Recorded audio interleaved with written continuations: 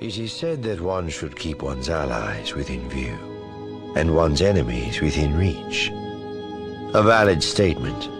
One must be able to read an ally's strengths so as to determine how best to use him. One must similarly be able to read an enemy's weaknesses so as to determine how best to defeat him.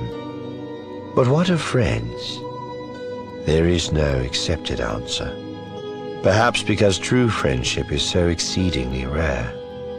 But I have formulated my own. A friend need not be kept either within sight or within reach. A friend must be allowed the freedom to find and follow his own path. If one is fortunate, those paths will for a time join. But if the paths separate, it is comforting to know that a friend still graces the universe with his skills and his viewpoint and his presence. For if one is remembered by a friend, one is never truly gone.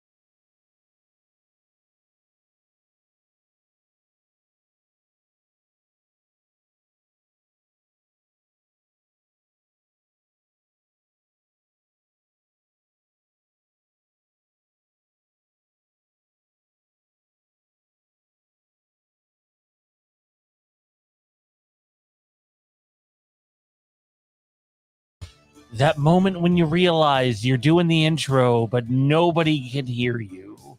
Welcome, everybody. This is the third part to the Star Wars Wastelands reunion special. This one focused specifically on Star Wars video games. Sorry for our absence last week. We moved. So, yeah, there was that. And we were also deathly ill. So that didn't help things go our way. But joining me on this fun little venture into cyberspace, if you will. First up's Johnny. What's going on, man? Oh man, not a whole heck of a lot of anything. I'm trying to multitask. It is not easy. I'm trying to watch Monday Night Football and do the show at the same. I just turned my head to this screen. I saw during the intro. I'm just seeing it for the first time now. Yeah. I'm trying to watch Monday Night Football because I need about 10 more points from 3 players in this Monday Night Football game so that next week Kieran and I can lock horns for the first round bye in our postseason. It's intense. Also joining us, it is a member of the, I don't know if it's a 501st member or if it's just Mondo Burger hiding under. It's clearly MN6969. MN6969. I see what you did there. What's going on, man?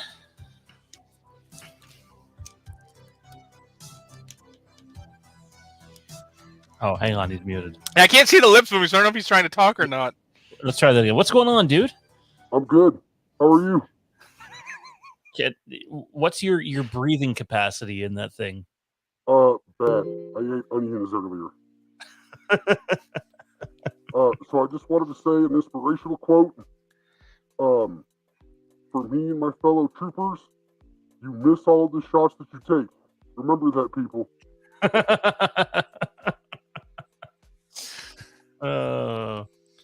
We've lost Johnny. He's fallen out of the ship.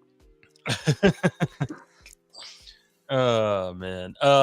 It's funny because my oldest guy and I watched Rogue One and A New Hope on the weekend, and one of the early lines in A New Hope is Obi-Wan is talking to Luke while he's pointing out at the sandcrawler that the Imperials have attacked. He's like, "These shots are too precise for sand people. It's only Imperial stormtroopers that are that accurate." That one didn't age too well. Or maybe sand people just have really awful aim. I mean, What do you mean? so What do you mean, sand people? Tusken Raiders, pardon me. The Tone Man's in the house. Tony's in here. David Irwin stopped by. David, no problem, man. The fact is we haven't done any live streams for over a week. And Mike and I are scheduled to be back with the Overlook tomorrow. But I don't know if that's going to happen yet or not. Both Mike and I have been sick, so things will start to get back to normal. And then there's some stuff that needs to be decided with the channel relatively soon in terms of what our Monday nights look like. And when we have a better answer for you in that regard, we will share it. Who's a Facebook user? I don't know. It doesn't show me. It just says Facebook. Okay, so I'm used to seeing that and just assuming I've been blocked. Oh, yeah, no. I mean, maybe I'm blocked too. It's actually Mike. Bish? Bish, yeah. Oh, God. I just loaded up the Facebook version of the feed just to see who it was. Mr. Bish. Well, Bish, hope you're feeling better, buddy. Wait, are you saying fish, bish, or bitch? Because I'm really confused. Pick one. All of the above depends on Okay, so he's a fishy bitch. Gotcha. the. He's like the Little Mermaid. But we can't make that joke anymore because she's black now. David Irwin says, welcome. Has the show ever been canceled in midair? Not yet. We're getting there. David Irwin says, welcome back, guys. Hope you're feeling better tonight. I am honestly worse today than I was yesterday, which is very disheartening. And yeah, so hopefully in the next few days, I'll be back to my normal self. But at the moment, I'm not there yet. So a lot of people are getting this fucking flu thing that's going around. So it is what it is. Anyways, tonight's agenda, we're talking Star Wars gaming. What it's looked like since the EA deal, what they've done with that deal or what they haven't done with that deal. And then we're going to preview what's to come. Mondo found us a nice little article that shows some upcoming games. And then, I mean, there's a couple of the big ones out there. So we'll dive into all that. So, but before we do... Did you say big ones? Oh, monstrous ones. Oh, yeah. Before we do, though, there's a new Indiana Jones trailer out. Indiana Jones and the Dial of Destiny. I wasn't sure what to think heading into this trailer, fellas. And I can honestly say I left seeing that trailer going, you know what? That might be my most anticipated movie for 2023. This was my reaction.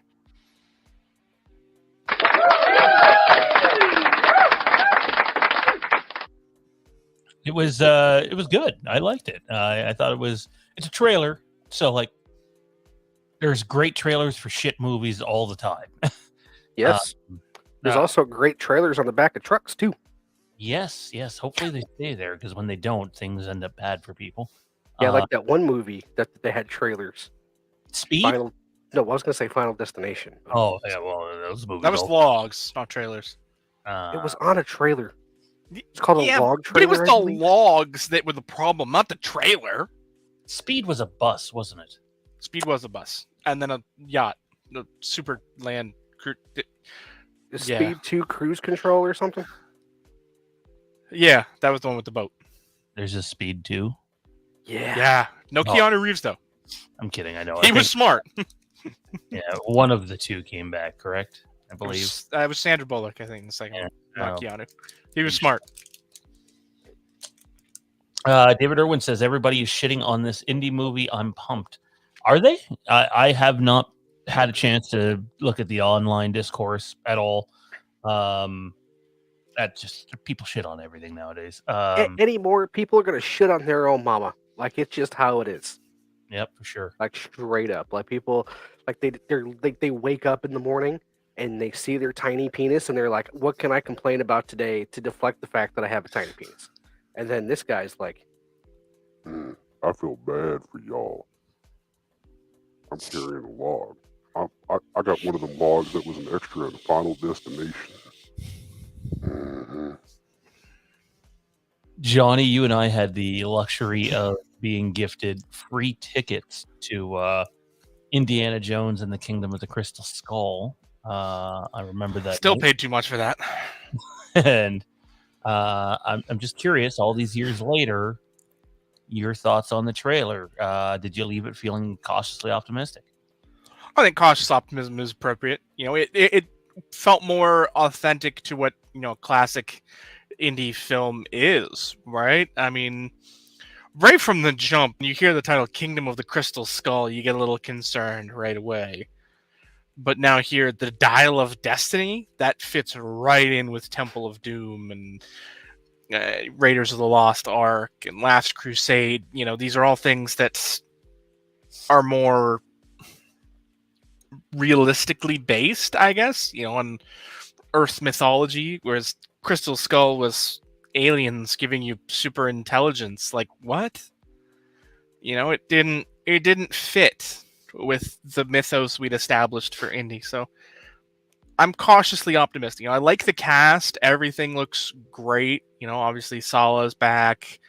You got Mads Mikkelsen playing the villain. I mean, I'm always up for Mads Mikkelsen, no matter what it is. And you've got Toby Jones? Toby Jones, yeah, who is just a phenomenally underrated actor who just gives that creepy vibe in everything he does. I love it. He's phenomenal. He's amazing. I know you're not a big fan of the movie Logan, but I thought like so much attention gets paid to Hugh Jackman and Daphne Keane in that movie that I don't think Toby Jones gets credit for just how good he is in that movie. And it's funny because James Mangold did that movie as well, and James Mangold's doing Indy 5 and Toby damn. yeah. How about you, Mondo? What do you think of the trailer, man? You hopeful? I am very hopeful, very excited. I will say this though. So before I just started seeing Dial of Destiny on Twitter and Facebook, and that was all it was said. It didn't say it was tied to Indiana Jones. There was no hashtag Indy5, nothing. Okay? So I kept seeing that. And my first thought was Tenacious D is making another movie. And this time it's going to be about taking a shower. That's what my first thought process was. And then about 30 minutes later, I finally realized it. And I'm like, wow. I was really wrong. I owe Jack Black an apology. But no, the trailer looks awesome. Looks really fun. It looks like what you expect out of an Indiana Jones film. Next year. Did this come out next year, right? Yep. June 30th. Yep. Okay, that's what I thought. Just wanted to make sure. Next year is going to be jam-packed, baby. At the box office. In the video game library. It's going to be jam-packed everywhere. Might even be jam-packed in your butthole. I have 11 movies listed here that I really want to wait, is 11? Can I not count? I think it's 11. That I really want to see next year. Indiana Jones 5, Oppenheimer, Mission Impossible, Guardians 3, Dune 2, Scream 6, The Flash, Spider-Verse, Winnie the Pooh, Ant-Man 3, and Mondo's favorite, Cocaine Bear. Yeah, dude, Cocaine Bear looks awesome. It does. Winnie the Pooh looks really cool. That's that horror one, right? Yeah. Ant-Man looks like it's going to be pretty good. There's just a lot of stuff next year, man. And that's just the stuff we know about. Like, that's not even the stuff that's going to be like, oh, coming soon. And you're going to be like, oh, shit. I need to go see that. There's more coming out next year than I originally thought there was. So If Winnie the Pooh was on your list, I'm surprised the Grinch movie isn't. Or is that this year? To be honest, I didn't even know about the Grinch movie till last week. So, well, I think that's when it was like revealed, wasn't it? Yeah, I don't remember hearing anything about it until like the last week or so. Yeah, that's when I first saw it. That looks pretty good. It looks interesting. It does not. And does hi, not David look good. Irwin from Dublin, Ireland. I think this is the first time I've ever spoken to somebody in Ireland. Congratulations. David's a really good dude, big time Phantom Empire fan who stays up way too late to watch the content that we put up. Hey, you know what? I stayed up last night watching fights on TikTok till like 3 a.m. So What? I clicked on, oh no, it was Twitter. I clicked on one video of some dude getting the stuffing just knocked out of him. And then, like, I scrolled again, there was another dude getting the crap knocked out of him.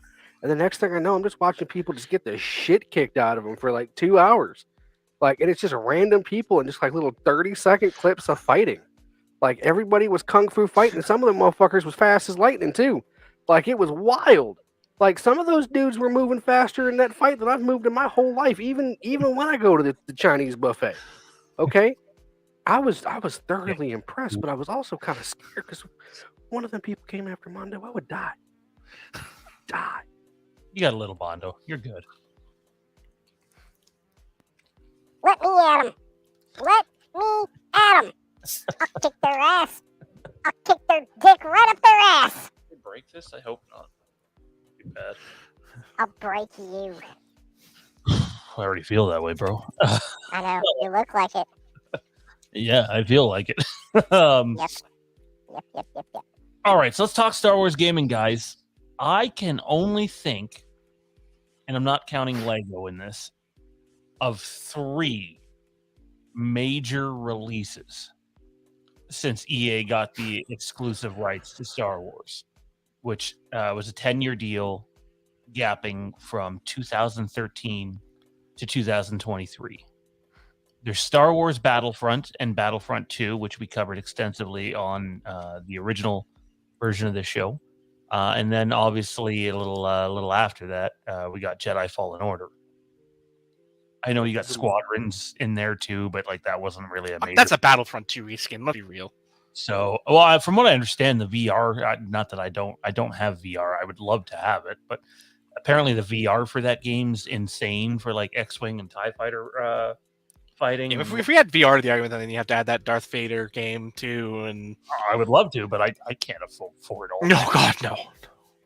Yeah, so I have Squadrons on my PS4/5, whatever you call it over there.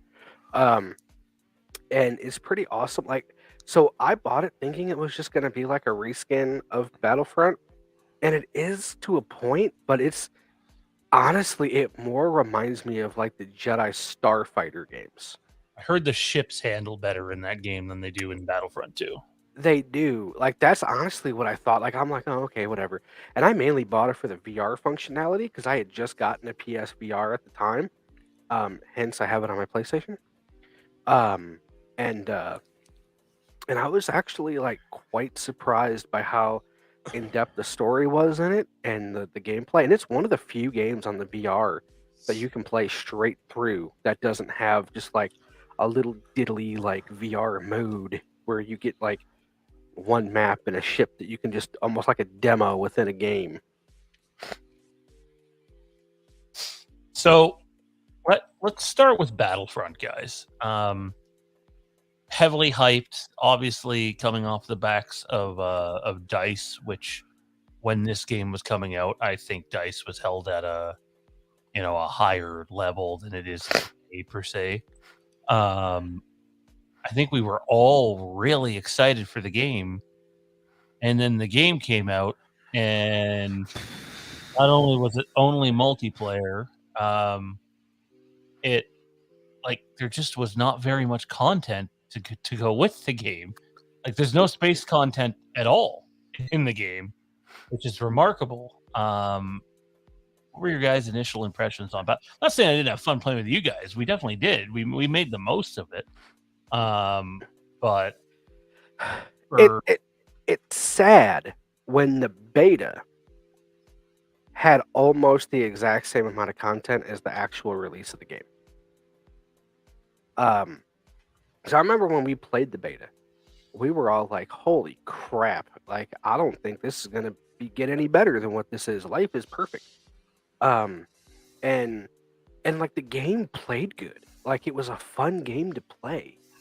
But you are absolutely 1000% accurate in saying that it had no content.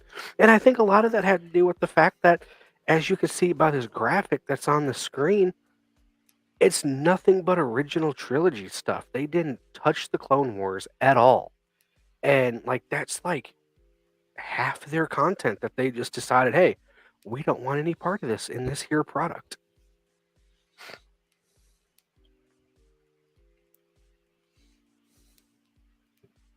Who's next? I mean, I think you pretty much said everything that that I think.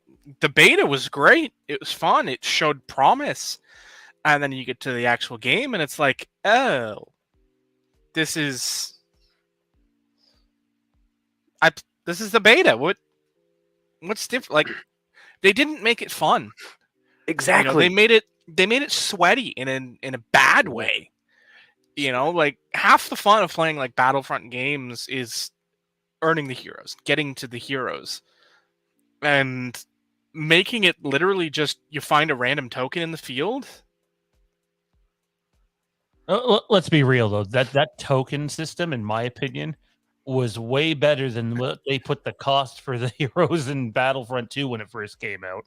When people were like, okay, so I'm going to have like 28 days of gameplay just to get one hero. And they quickly adjusted that within like a month or so of release. But like, unless you were playing in some private lobby or heroes versus villains, you were like, you really couldn't do anything with it. The coin system was weird though, because the coin system also worked for, I could be wrong, the ships, right? I mean, you had to stay in atmosphere, but yeah.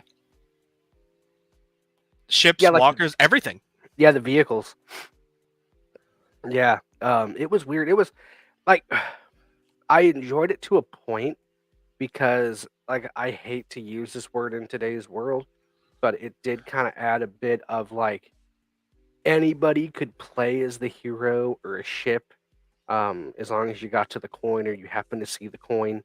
It wasn't necessarily based on somebody, almost like use a Call of Duty reference and say like maybe camping in a corner and just getting to X amount of kills before they can pop the hero or something like that. So I kind of respected it for that. But it was different. And I think at launch it had 5 maps, or maybe not even that. It had like the one Death Star map, Hoth, Tatooine. Did it have Tatooine? It had Tatooine, I believe. Tatooine, Hoth, some hangar. Yeah, there was not very much. No, there wasn't. Yeah. And there were only like 3 or 4 playable characters on either side. It was very limited. Yeah, like it was so bad. Just was not, and it's disappointing. Yeah, I can't think of anybody that goes back and plays this game now. Like, I'd totally go back and play Battlefront 2 with you guys. But, like, Battlefront 1 is basically obsolete. There's no reason to go back and play that game. No, none. Zero. There isn't. There really isn't. It was just, it had its moment, and that was it. It was fun for a few weeks, but that was it. I mean, even people like us who, were sort of Star Wars obsessed grew tired of it very fast because it was so mundane and boring, and like the coin system was good in theory, the execution was bad. Like if they Bingo. just made it so that once you got the coin in a round, you were locked out of it. Like, or you had to reach a certain plateau of kills to be able to reacquire it. Otherwise, it just bowed down to people just running around the map hunting for the coins, and that was not fun. Yeah, I would say the first Battlefront game was a colossal failure. I don't know if there's any. It missed worse than a stormtrooper in a star hallway. Yeah, I'm not trying to come on here and just shit on things either, because that's not what I want to do. But This game deserves all the shit we put on it. yeah, and to be honest, even the follow-up Battlefront 2, when it first came out, it severely lacked content. Like they had Okay. to add It a at lot. least made up for it with the solo campaign. Agreed. So I will say it kind of did. Like it did. Like it had the content in the game. The problem with it, and you kind of touched on this a moment ago, you had to unlock it, Yeah. and it took They went the opposite direction this time. yeah, and it took an exuberant amount of time to unlock it. And see, this is around This was the loot box controversy era. what it is, and I kind of, I kind of point to this as kind of the tipping point for EA. Many people don't look at it that way. I do, because this is what they overstep so bad on this game that I kind of feel like this is when they really kind of played their hand, and it backfired terribly. In terms of, like, they set the stuff so high in cost in hopes that you would buy the kyber crystals to unlock it and take the shortcuts. That's what they were hoping for. But people They caught took on a to it. system that works in games like FIFA and Madden and tried to put it into this game, and it didn't fit. It didn't work. Like in FIFA and Madden, yes, they are competitive pay to win games. When you're playing in the Ultimate Team modes, if you're not spending money, you're not going to have a competitive team for the online levels. But this game went just that wrong direction where you had to pay to not compete, but to unlock the things you wanted to unlock. Like having the heroes locked behind basically a paywall was ridiculous. And that was the big problem. Like, I can deal with cosmetics being locked behind paywalls because they're cosmetics. If you want to get them and be that guy, great. But if you don't, it doesn't affect you. But having just outright heroes locked behind what was essentially a paywall was not cool at the cost. You'd have to grind thousands of hours to unlock, the next hero in your list. And let's be honest, nobody wanted to do that for those low tier heroes. Like, it just was not fun having to play hundreds of games as Boba Fett or, was Lando on the hero side? Like, the roster was not good for the base. Like, if they'd given you like a Luke, and Vader as your base, and then you could go from there, that probably wouldn't have been so bad because those are at least heroes you want to play as. But putting it as the shooters as the first tier was not fun. Agreed. And I think you hit it right on the head. Is it wasn't necessarily they kind of came out and they try to say, oh, we underestimated.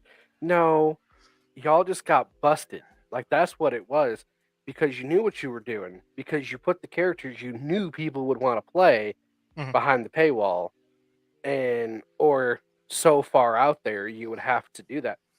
And I will say, if it were a free to play game, then maybe it might have felt a little different. But the fact that this was not a free to play game, This was a full cost retail release. Mhm. And you know, and Johnny mentioned it earlier, like, in a little bit different, but unlocking the characters, unlocking characters and going through and doing stuff is a really old school way of playing a video game, and I do miss that to an extent, right? But and I was really excited when we initially heard about that. Hey, that's what you're gonna have to do in this game.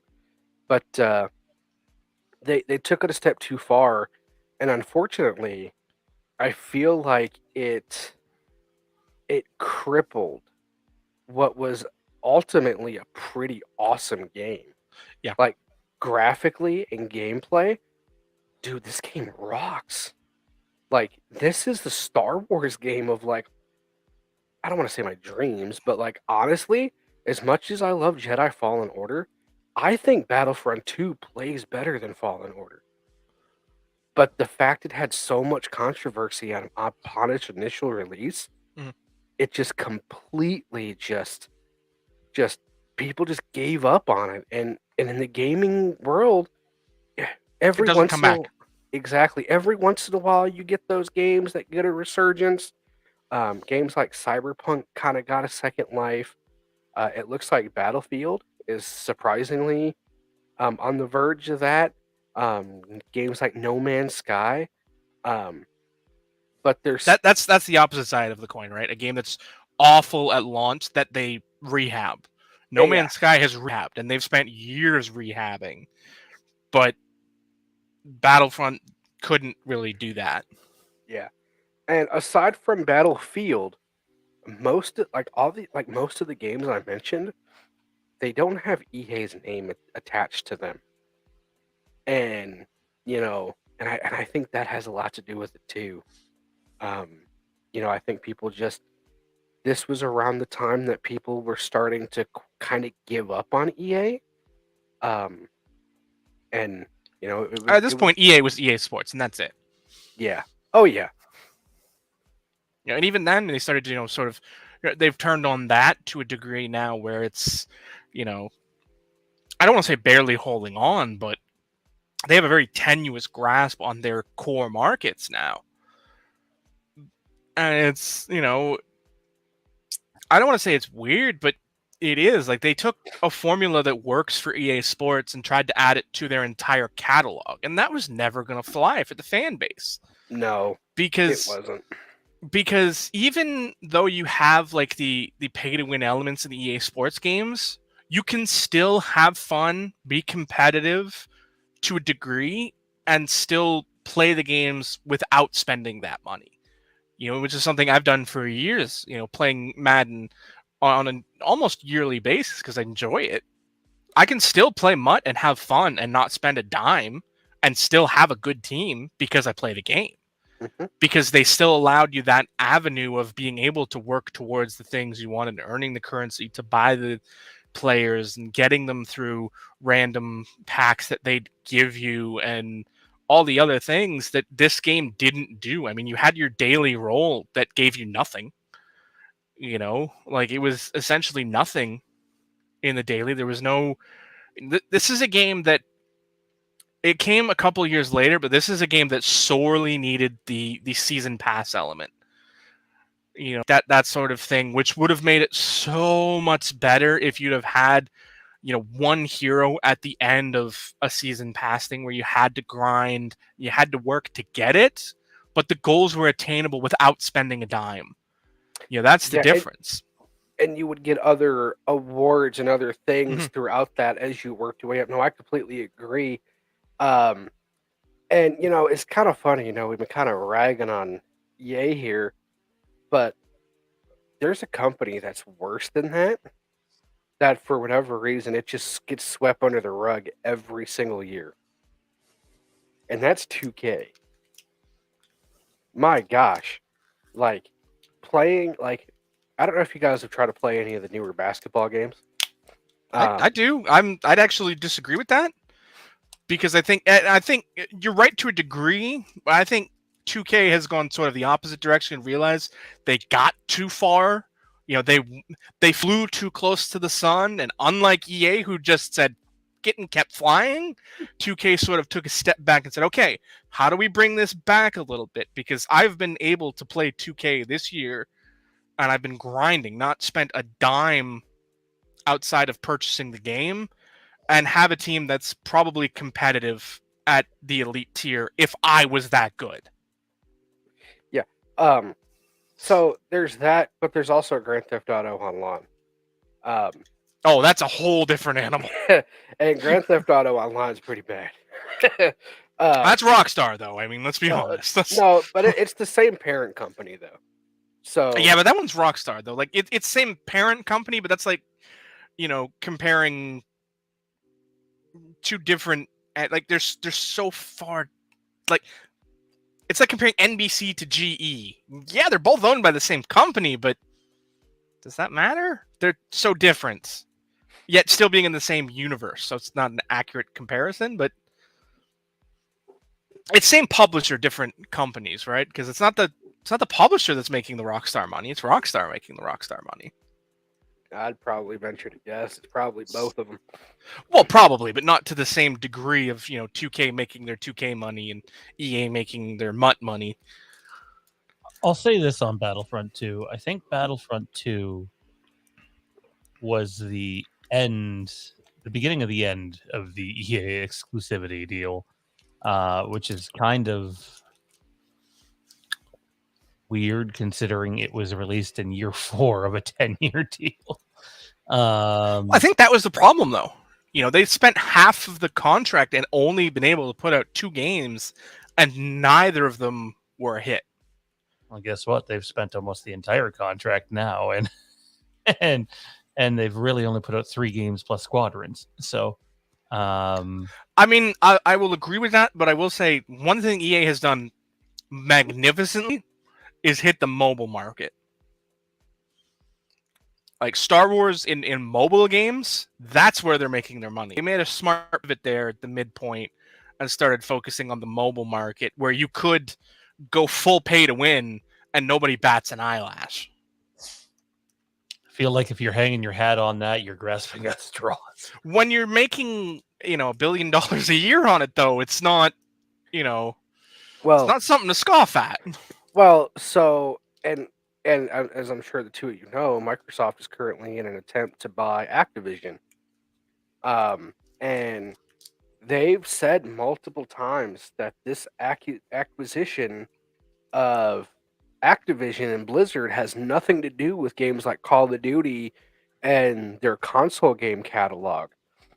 They're strictly looking for the mobile market because Microsoft doesn't have much of a mobile market in terms of in turn, like they've tried the phones and the Windows phones, but even those lacked because they didn't have much of a app base and a game base on those. So the mobile, like, I think people are sleeping on the mobile game front because they get you because you download the game for free, so you think you're paying it for free, and a lot. Y or Z, you got to pay for it. Yeah, and then a lot of phone companies, like a lot of cell phone services, they'll just let you buy something and tack it onto your bill.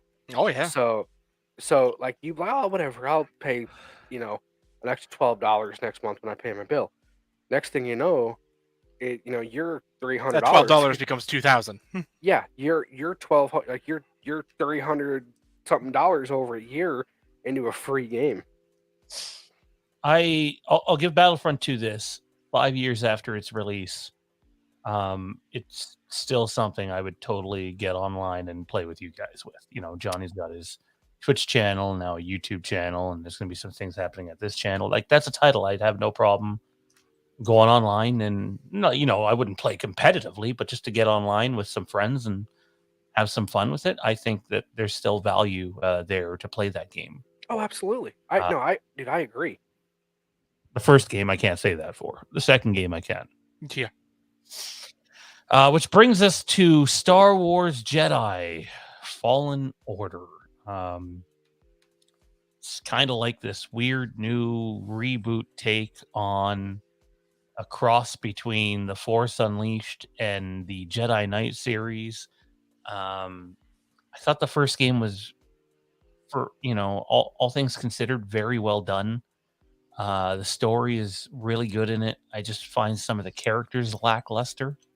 Um, this was like a long time coming for them to get a really good Star Wars, single player campaign game going that was worth anything. So, yeah. Any thoughts on Fallen Order, guys? The year this came out, this was one of my favorite games. It played really fun. It had elements of like a Dark Souls light sorta. Maybe not in terms of the difficulty, but the combats felt like that a little bit. It kind of course corrected, and there was really no there was no like necessary DLC required for it. I believe there were some skins later on after its launch, but for the most part, everything was obtainable within the game. Even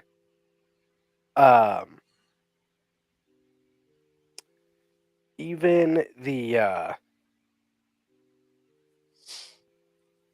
even like in the game, like finding the collectibles just got you updated hilts and lightsaber pieces that you could, customize your lightsaber with, which was a really cool feature of this game. I will say this though, the one thing I feel like the game sort of lacked was replay value. Once you kind of made it through the game, Bob's your uncle. You're done. Oh, the story is way too one dimensional. There needed to be more choices to allow you to take the story in a. It didn't need to be full RPG, but like there should have been a few different paths along the way to change some things. And this was at that time where everything had to be canon, and they didn't want to misstep. And and now they've definitely softened on that stance, and I think they'll be better off for it. But I think this game suffers from that a lack of variety, really.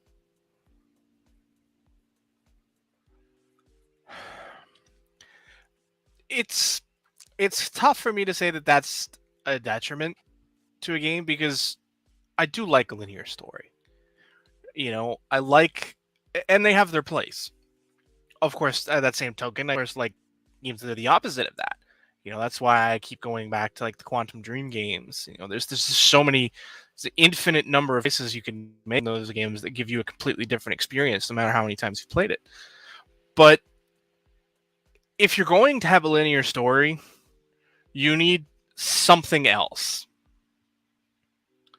Whether that's a multiplayer element or, just something that keeps you coming back. Like a good example of that for me is the Batman games, the Arkham series. They're a linear story. Yes, you have, sort of, you don't have to do everything in a specific order or a set order outside of the main story contents. You have a lot of side stuff you can do that keeps you coming back and adding in, the different sort of combat trials and things like that allow you to have a linear story while still providing variety, within the game. And that's where this game lacked. If they'd gone more Arkham style with a linear story, I think they would have been much better off for it.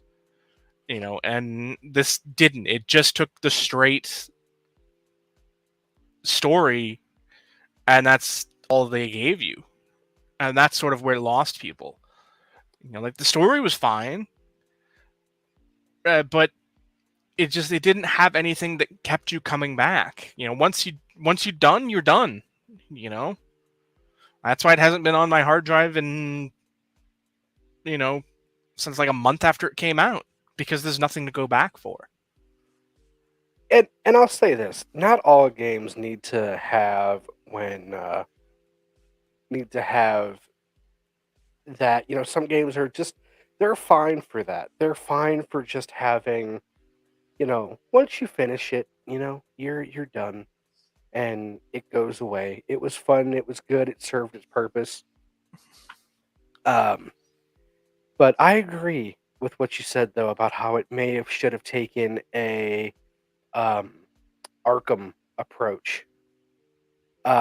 Because like you said with the Arkham games, there's still some side stuff you can do.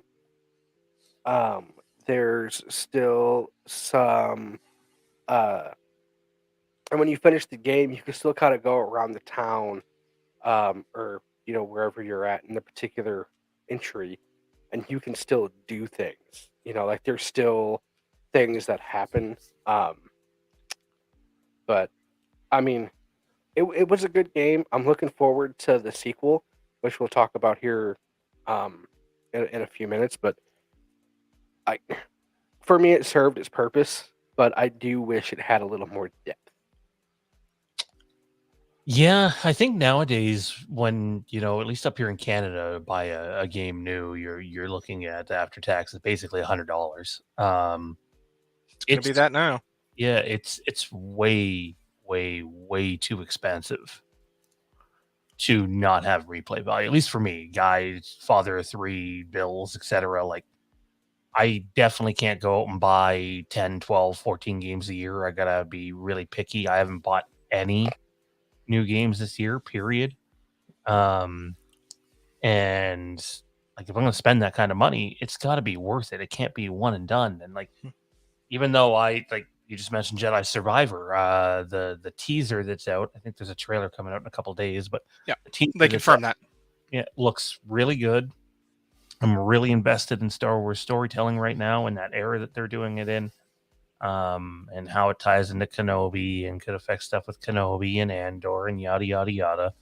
It's great and all, but I'm sitting here going, I don't know if I'm going to buy this thing right away because, from what I understand, it's linear again and not a whole lot of replay value. And it's like that's hard for me to go. Okay, here's $100 that I'll play the game once and maybe never play it again. Oh man, I could tell you, here in the States, games they're ticking $69.99. That's kind of what most of them cost. I think Microsoft announced today that their first party titles are going to have to make the jump. They're one of the last to have to do it, but their games are going to have to take a price jump to $69.99.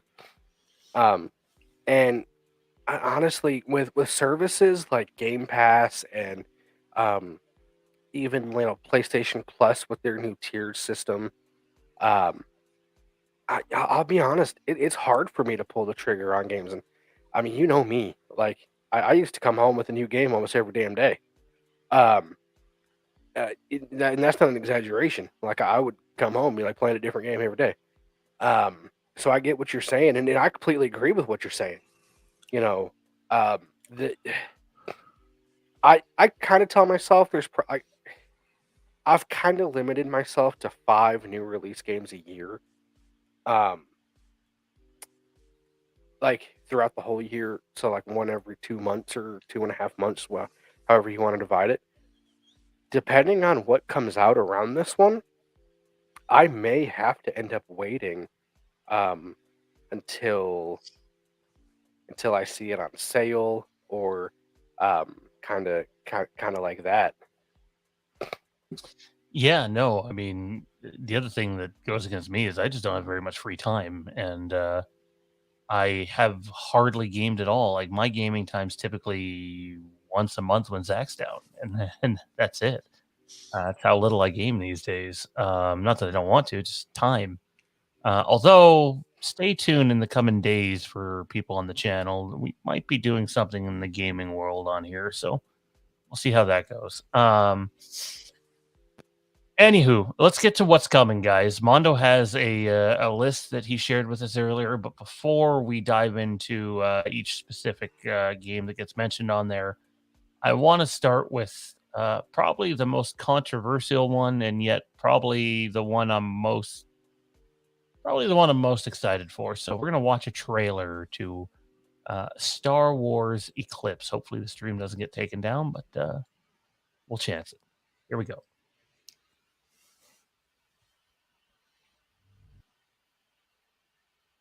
I can remember how to do it. That's what she said.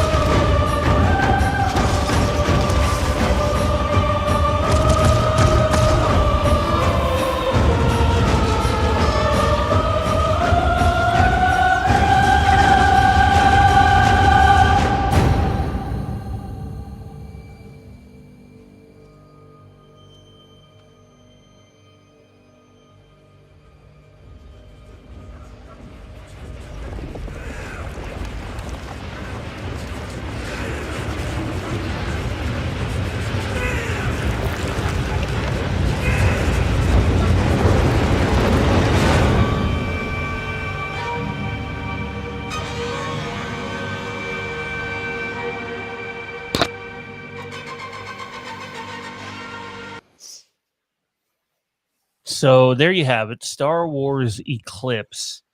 Game is well into development, but the development is not going great. They're running into some technical difficulties, and the game's been protested heavily due to a lot of the accusations towards David Cage, the head guy behind Quantic Dream, and not to like get into a big political mumbo jumbo or anything. I would just advise people of this: if Lucasfilm was damn sure that a lot of the David Cage stuff was true, and they thought that they were gonna head down a path that they would regret, PR wise, they would already be out of this project, considering their history of canceling things is rather well, they've canceled more than they've released,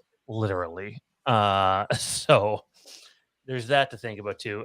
Fellas, I think you both have extensive experience with Quantic Dream, which is very much a cinematic type game developer.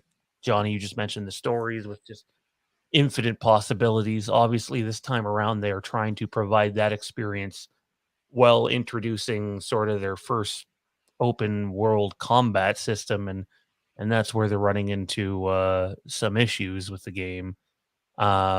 This game's not close. I would be shocked if you see it before 2025. That might be even optimistic. But as a guy who loves Star Wars storytelling, when I see that trailer, it's during the time of the High Republic. There's a bunch of nods to Knights of the Old Republic in there.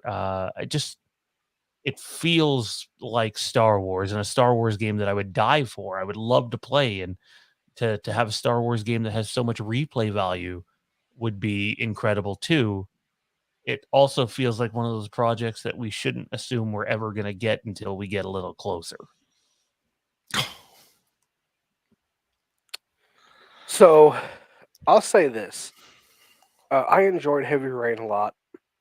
I Beyond Two Souls is a game that has been perpetually on my to play list, but I have not gotten to it yet. Um, Detroit Become Human. I got that on my PS4 back on release date. It was one of the only games I pre ordered on my PS4 next to Spider Man.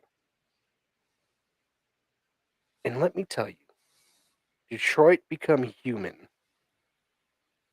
may have been one of my favorite games that I played on my PS4. And that's up there with games like God of War, Spider Man, Bloodborne, uh, with really good company. If you own a PS4, and I also believe it's on PC, um, if you own a PS4 or a PS5, I highly recommend Detroit Become Human if you have not played it. It is mind blowing. And to think that we can get a Star Wars game with the elements of their storytelling, the elements of their gameplay. Oh, dear Jesus. It's going to be awesome. Right, that's where I'm at. Like, I just give me the fucking game, take your time. Obviously, they were pretty upfront with, hey, we're trying to introduce a pretty open world style combat system that we've never had in any of our games, and it's creating some issues. Hopefully, they're able to figure that out.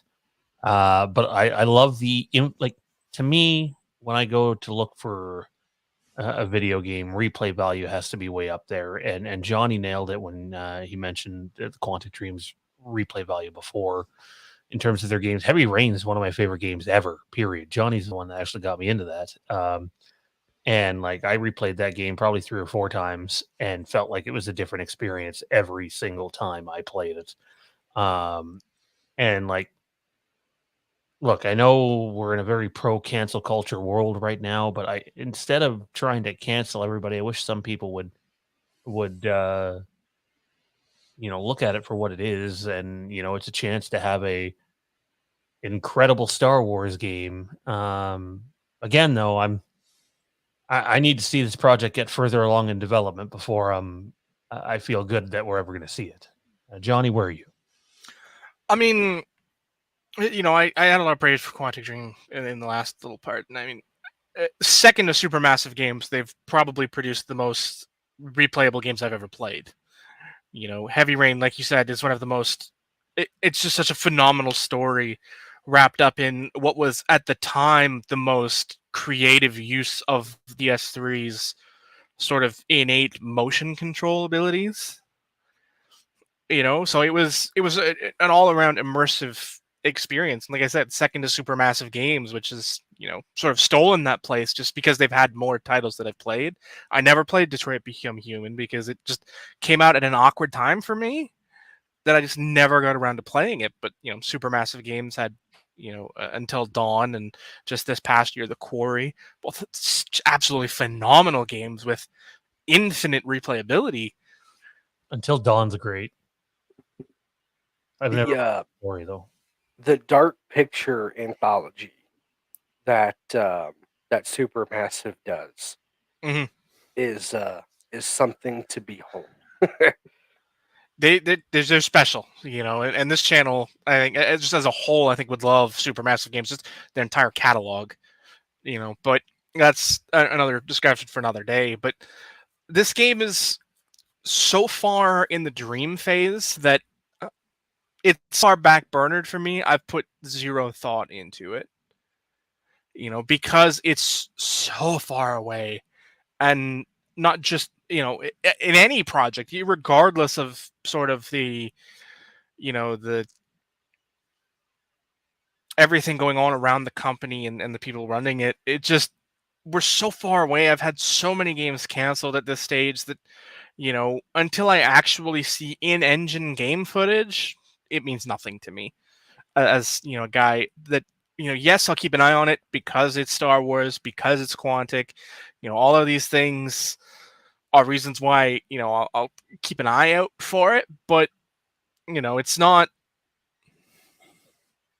It's meaningless right now. Like I'm excited, but not excited, if that makes sense. Like I'm excited at the possibilities, Yeah. but the reality is so different than that. I could just wake up tomorrow to hear this game has been canceled and be like, oh well, on to the next one. Tony says we lost Kirstie Alley due to cancer. I do see that going around. It's in a couple of our group chats too. That's terrible. Obviously, our thoughts are with her family and everybody affected by it. It's rough year, just keeps getting worse. Rough half decade.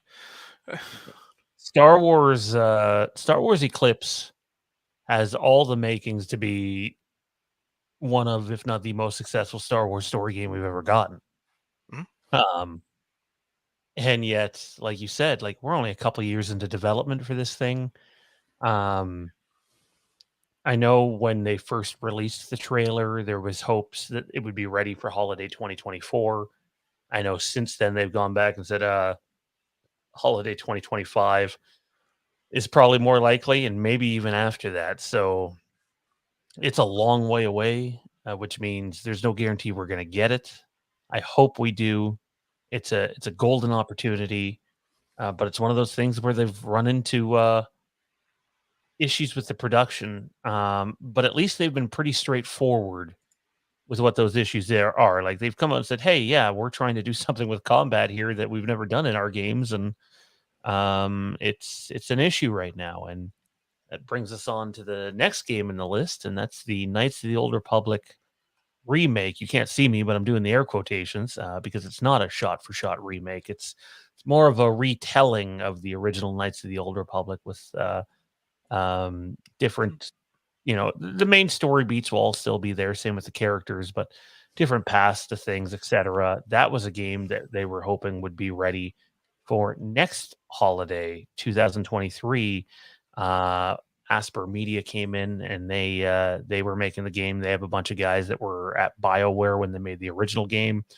They've done a lot of ports of the older Star Wars games. And I know earlier this year they had a meeting that did not go well. And the basically the main company behind the game now, Asper, still helping with it, but Saber Interactive has come in and now they're the guys pushing that one. And there's a talks that because of they weren't they weren't unhappy with how the game was playing, but Lucasfilm was unhappy with where they were at the development of the game. Like, hey, you guys should have had more done in this amount of time.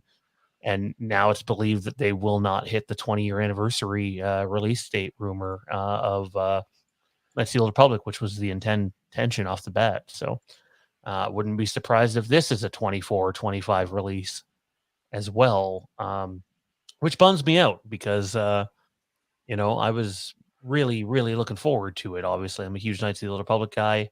I'd love to, experience that game or a game that's like that with new graphics and, new mechanics, etc. Do I think it's going to happen? Yeah, that's one that I think no matter what goes on, they're going to get that thing out. But it doesn't sound like it's going to be on time anymore. Mondo, I don't know what your experience was with the original Knights of the Old Republic game, but what are your thoughts on the KOTOR remake and some of the issues that are going on there? And do you think the fact that they've been pretty public with the issues with these two games is a positive thing compared to sometimes in the past, or negative's negative? Um, I think anytime a company shows any sort of transparency, I think it's a good thing. And I say that because I feel like so many times they kind of keep it suffocated so much, and then the next thing you know, you're seeing a Twitter post or Reddit post or something saying, "Hey, unfortunately, this game is not coming out anymore." Um, so I kind of feel like the fact that they're being vocal is a good thing. It means that they still have hopes in getting these things out. Obviously, I do think Knights of the Old Republic remake gets made, no matter what. I think they'll get that made, hell or high water. Um, I'll also say this, kind of how I sort of view that is, I don't know if either you two um, played um,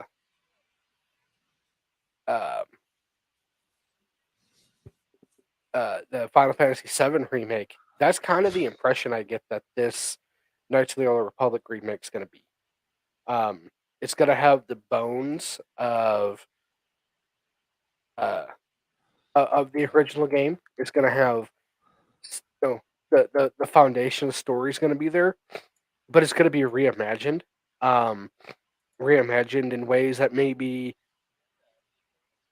the original creators they couldn't do back when due to limitations in technology, and maybe things that they did and they realized, hey, that probably wasn't the best thing to do.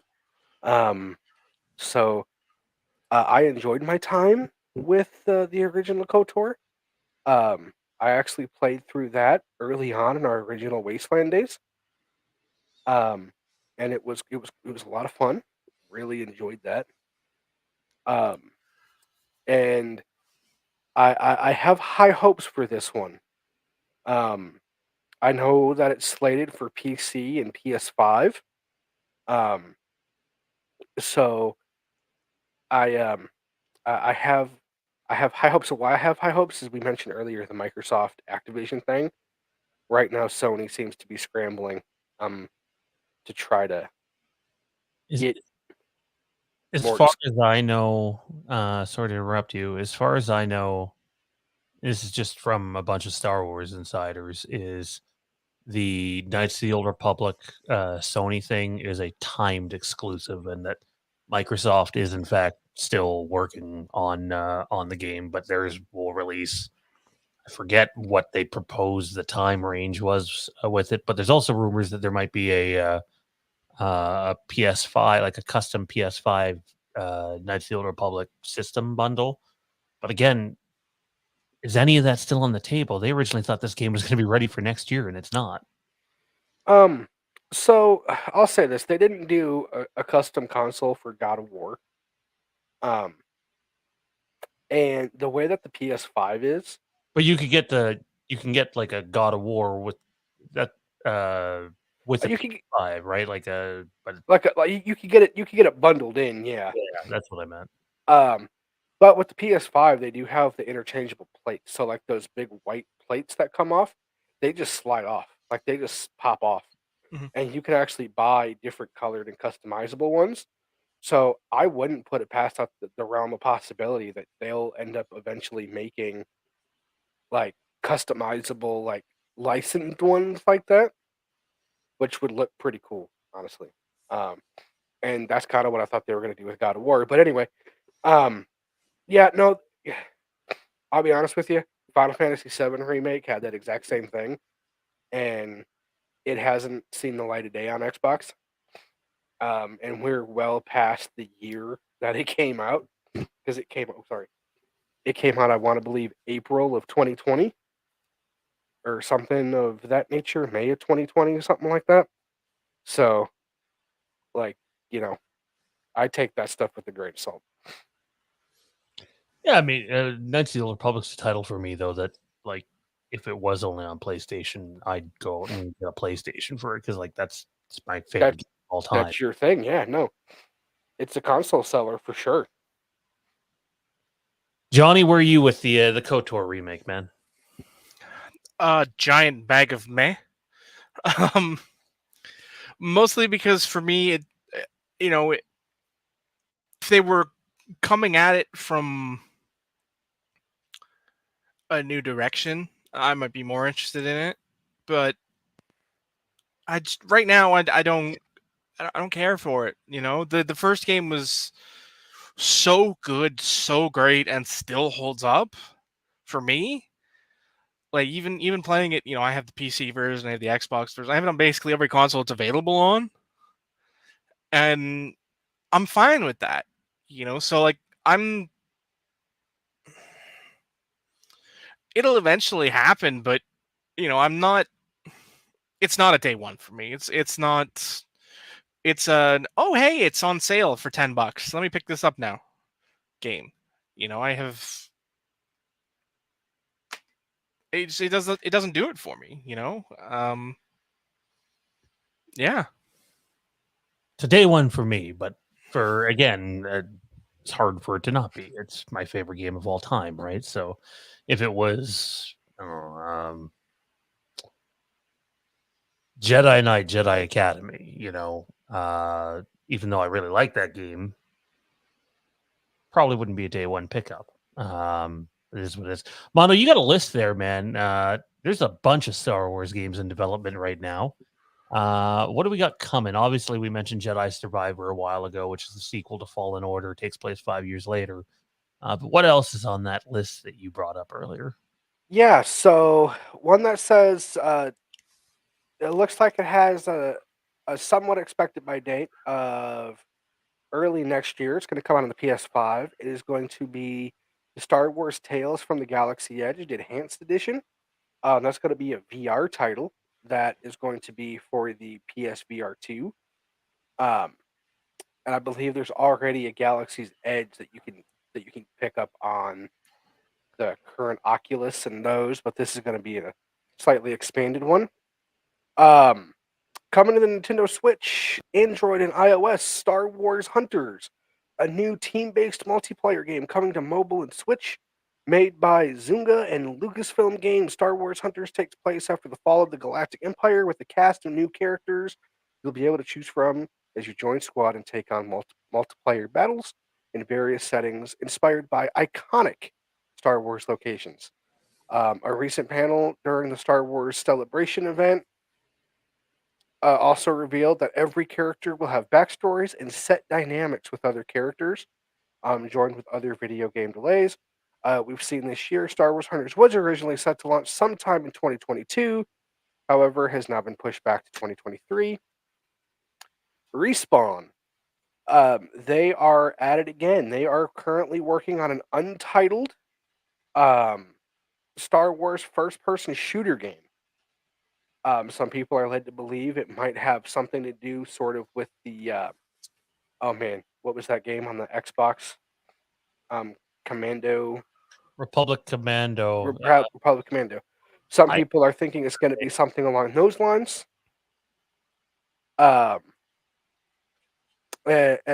See here. This one has had a bit of trouble though. It looks like the original head of the development team has departed, and it looks like the only thing that people are really saying about this one is this is probably going to be a current gen now game only. Respawn's also working on a Star Wars strategy game. Something similar to some of the old, real-time strategy games we may have had in the past. They're kind of revamping that. So that's going to be interesting. I'd be up for a good Star Wars strategy game again. Yeah, be good times there. Again, there's not a whole lot to talk about with that one. There's no release date. There's no console list given. It's just being worked on.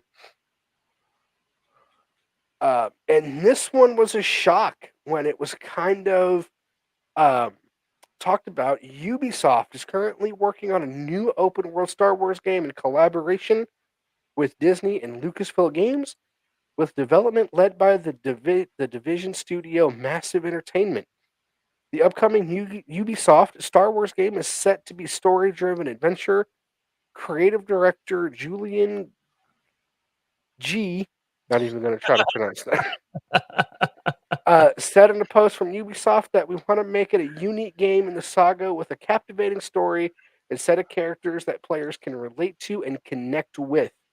We also know it's being created on the Snowdrop engine using cutting-edge technologies, giving emphasis on the tech. It'll likely land on the more powerful consoles of Xbox Series X and PS5, and obviously PC. Again, nothing has really been given about this. No target expected by date. No target The heavy anything rumor else. for this one is that it might be a Mandalorian-based open world game, not Mandalorian like the TV show, but Mandalorians in general, like the race, the armor, the improvements, stuff like that. So, which I'd be down for. I think that'd be a lot of fun. But again, yeah, no, no projected release window. A lot of this stuff is not soon. No. And I mean, they could surprise us.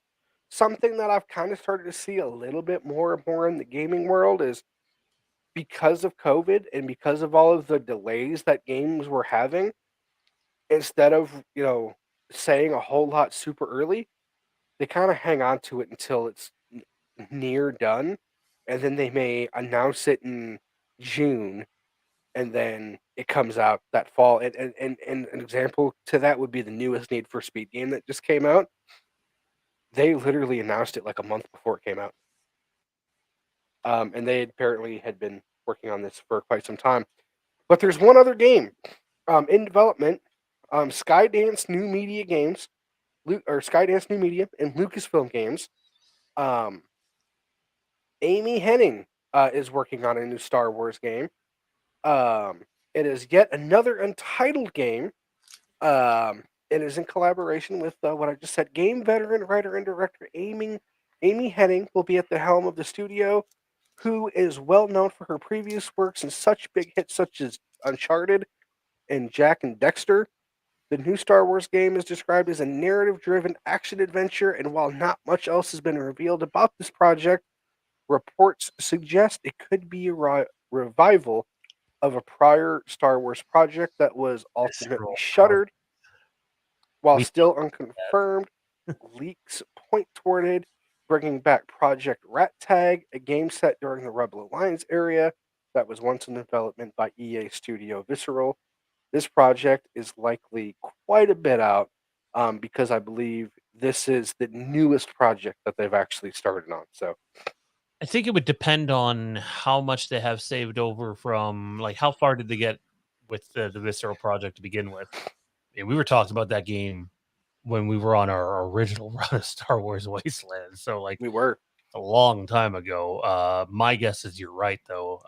It probably is far out. I don't see how you could salvage development from like 7 years ago and be like, yeah, let's repurpose this for today and we're almost done, sort of thing. No, I can't see that being the case. But there's a lot of intriguing title, or a lot of intriguing game descriptions on there, and it gives me hope.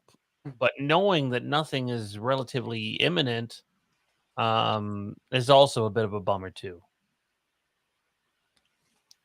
Yeah, unfortunately we live and COVID really did that. We as gamers, as movie fans, I mean as fans of media in general, I think we've always been kind of used to delays. Um Not always, but more recently become more used to delays. COVID is like everything got delayed. And I think that that's why you're starting to see some of these companies wait to talk about their projects more until they're closer to being done, until they can maybe more definitively say, "Hey, we're going to be done when we're practically done now, so we're definitely going to be done by then." So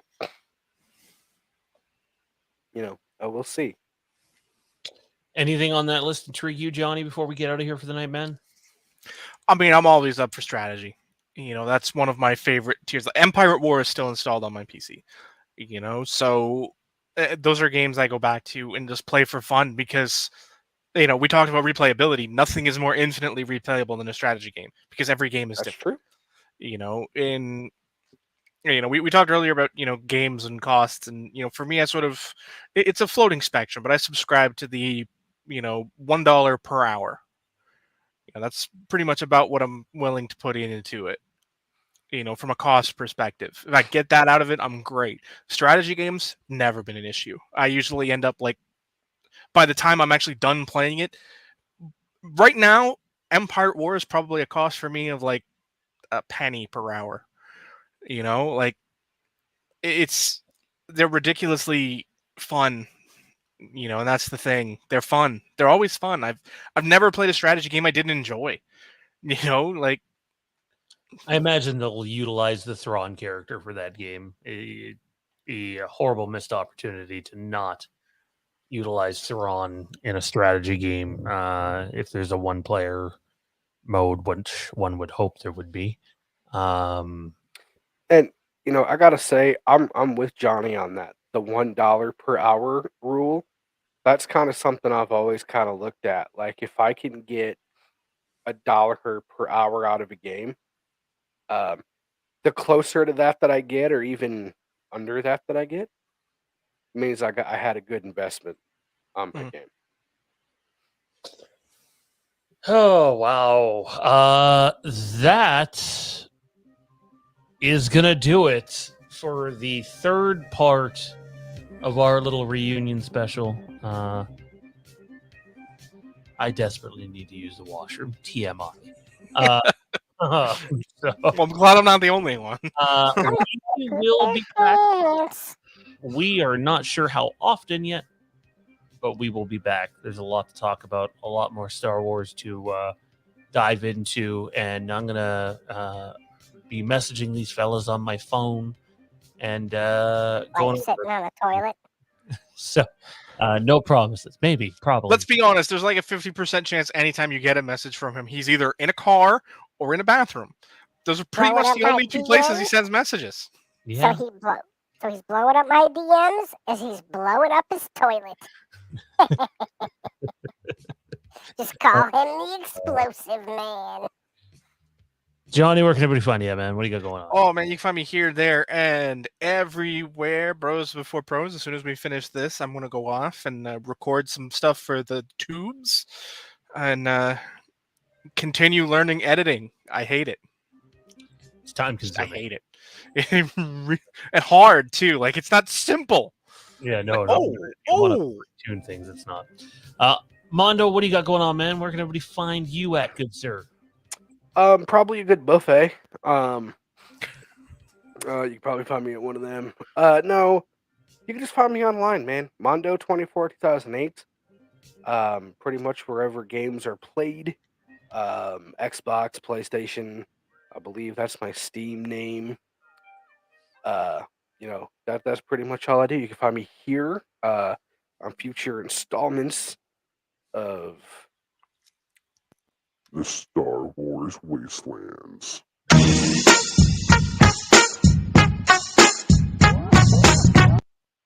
God, I love that. It's a great intro. It is. It is. On that note, ladies and gentlemen, though, we will see you again. When we see you in December. But again, I got some ideas that I want to float by these guys, and I've been moving / sick as a dog, so I've been unable to do that. But for Mondo and Johnny, I'm Sean. This was Star Wars Wastelands. We'll be back. May the Force be with you. These nuts